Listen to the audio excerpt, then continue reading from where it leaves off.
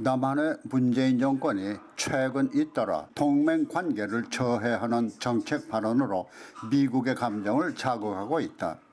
강경화 외무장관은 지난 15일 폼페이오 미 국무장관과의 샌프란시스코 회담에서 미 북한 간 대화에 앞서 남북 협력이 먼저 이루어질 수 있다고 밝혔다. 이와 같은 강경화 외무의 발언에 대해서 비록 완곡한 표현이긴 해도 미 국무부에서 일치된 대북 대응과 긴밀한 조율은 물론 유엔 안보리 결의를 언급한 것은 남한이 미국과 협의 없이 독자적인 대북 행보에 대한 경고로 봐야 할 것이다.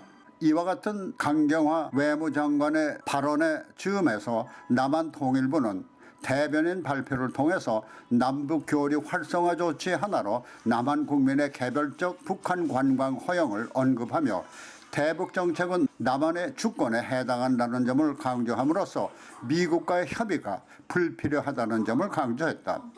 남한의 통일부는 대북 관광사업 말고도 북한의 의도와는 관계없이 쌀 지원 등을 발표하는 등 자칫 미국과 유엔의 대북 제재와 관련될 수 있는 대북 지원을 공경연히 발표하며 미국과 유엔의 우려를 자아내고 있다. 그러나 남한의 이와 같은 독자적 대북 정책 추진에 대해서 통일부는 한결같이 주권에 해당하는 문제임을 강조하고 있는데 편승해서 여권에서는 미국의 주권 침해 행위라고 반발하고 있다. 송영길, 설훈, 더불어민주당 의원은 북한 관광 추진 등 남한의 대북 정책에 대해서 해리스 주한 미국 대사가 대북 제재 관점에서 관광객들이 소지하고 가는 달러 등 소지품 일부가 제재 대상이 될 수도 있다며 남북 경제협력 그룹을 통해서 논의하는 것이 바람직하다는 의견에 대해서 내정 간섭이라며 해리스 대사가 무슨 조선 총독이냐며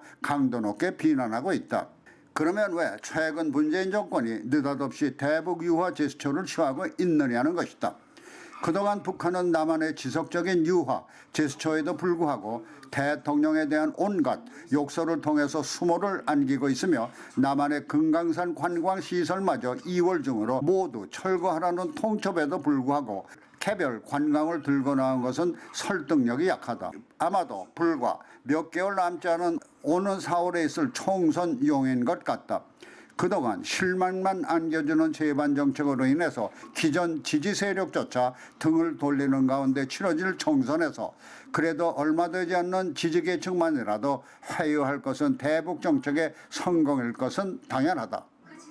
따라서 북한의 태도는 어떻든 이와 같은 유화 제스처를 보임으로써 마치 북한과 모종의 은밀한 합의가 이루어진 것 같은 분위기를 조성하려는 것이 아닌가라는 것이다. 그러나 4월 총선보다 더 중요한 것은 동맹국인 미국이 남한의 엇갈린 대북 정책을 어떻게 판단할 것인가라는 점이다.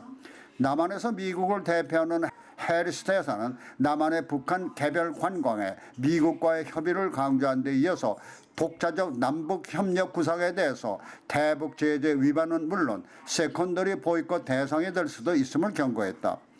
다시 말해서 남한의 대외 금융 거래를 금지하겠다는 경고다.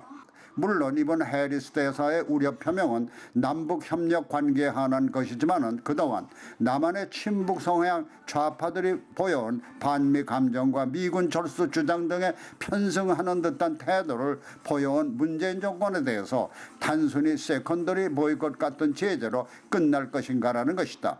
남한이 자유민주주의 체제를 유지하며 미국과 긴밀하고 굳건한 동맹 관계를 통해서 중국과 멀리 러시아를 견제하는 동북아의 세력으로 남기 원하는 것이 미국이기 때문에 강력한 경제 제재 등을 통한 남한의 리짐 체인지도 가능하다는 것이며 이와 같은 의견은 미국에서도 고개를 들고 있다는 것이다.